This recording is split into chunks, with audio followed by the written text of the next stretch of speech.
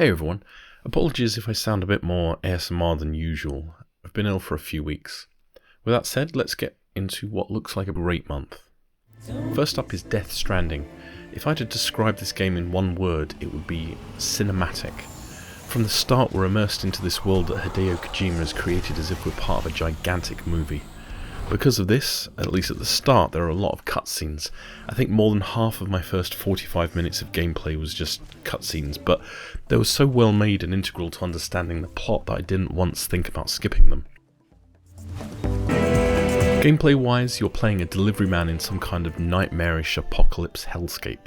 The mechanics are interesting. One of the first things I found is that I keep slipping down things that I'm climbing, and that running with stuff on your back makes you fall over a lot unless you use the triggers to balance yourself. It's interesting as I've not seen it in other games before, but I feel like it would get old fast. You're also some kind of immortal in that when you die you follow a strand, probably revealing the meaning of the game's title, back to your body. And then a baby gives you a thumbs up. What? So far I'm really enjoying this. It's super creepy, but it's also really cool, so I'm going to put a lot more time into this game this month. I think there's a risk that it could become very dull as I sit here basking in how clever it thinks it is, but for now at least I'm on the game side. Come on. I have this on other platforms and on Game Pass too, so I'll be giving it away. Just comment below that you want to win, and I'll add you into the runnings to win it. Liking and subscribing can't hurt. Verifying ID. This is a decent team-based game set in the Alien franchise. You get to play a space marine doing missions, and the best part is if you can't be bothered finding someone else to play with, you get two bots who don't actually suck and get in the way. For some reason I half expected this game to be a turn-based Alien spin-off, so I'm pleased that it's really just an enjoyable and fun FPS. Next is Rollerdrome. The music in this game reminds me of Wendy Carlos' Clockwork Orange soundtrack mixed with Schwarzenegger's The Running Man. The game itself feels reminiscent of Jet Set Radio with elements of most Battle Royale games that you may have played before.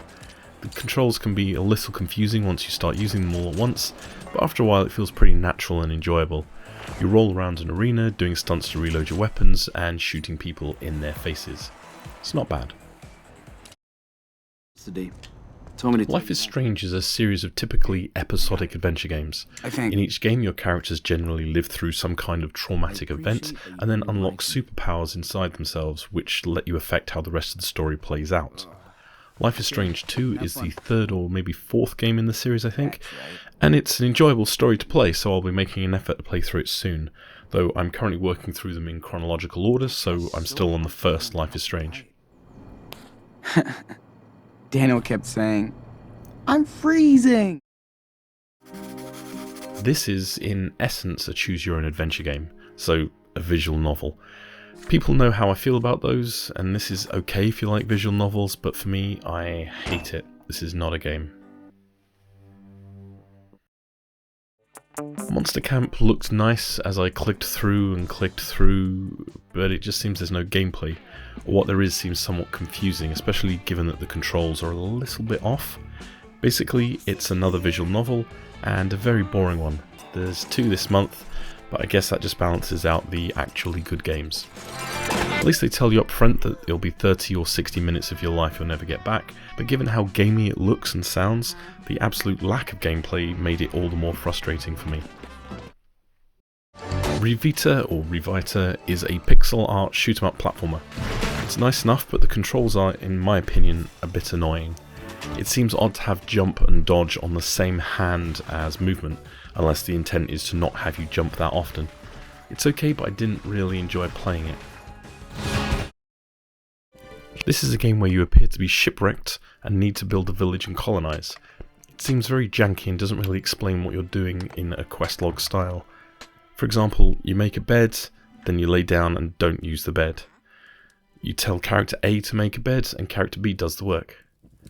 People arrive on the island and then nap underneath their own boat, so I have no idea what I'm playing, but I'm going to return it to the sea from whence it came. So that's it. It's a great month. Highlights for me are Death Stranding, Aliens Fireteam Elite and Life is Strange 2. Somehow, even with 2 visual novels, we've still got a pretty solid month for the money. If you want to win a copy of Death Stranding, as ever, just leave a comment saying you want to win, and a like or subscribe certainly can't hurt your chances. Thanks for watching, stay safe, and I'll see you on the next video.